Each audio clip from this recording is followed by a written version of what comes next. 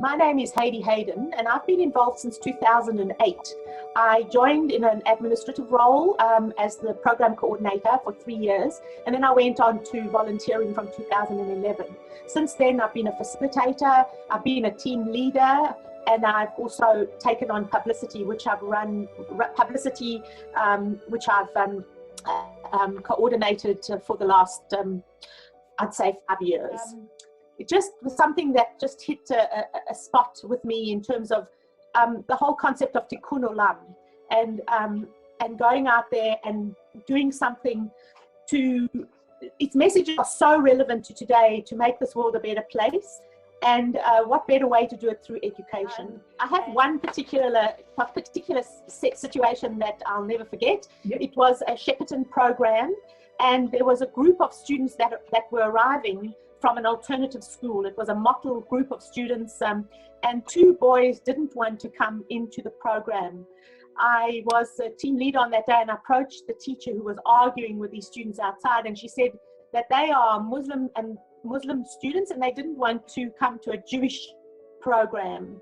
So I went to have a chat to them, and I said, do me a favor, just come in, you can leave at any time, it's not a school environment, and just see what you think. And they walked in very reluctantly, and they stayed the whole program. At the end, one of the students just looked at me and he touched his heart. I think I've got the wrong way, but anyway, he just touched his heart like this, as if to say thank you. And I'll never forget his face, and I'll never forget his gesture. That vision of him thanking me by touching his heart is very dear to me as a memory. It's such a rich environment, and you get so much out of doing the work that we do. In my opinion, you get much more out of it than you give. And the fantastic thing about Courage to Care is that, you know, we work in a team, and we work with our wonderful survivors, and we go out to places we would never have gone to if not for Courage to Care.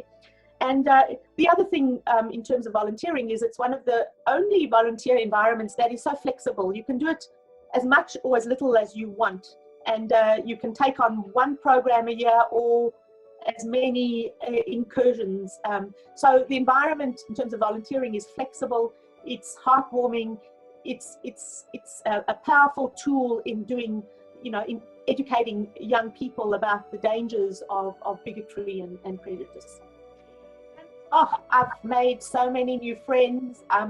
I just absolutely love my interaction with survivors. It's an extreme privilege to work with survivors, to share their stories, and to make sure that their memories and their stories are not forgotten over time.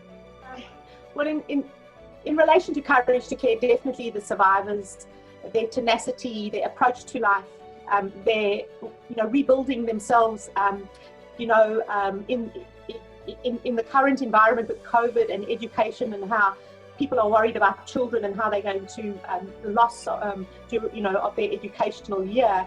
And I just look at the survivors, and so much was taken away from them, and they pursued. Any of them are professors or highly educated, and it just is inspirational in that no matter what you're faced with, resilience is such an important attribute, and if we can instill that in children as well, that they are a huge inspiration in relation to Courage to Care.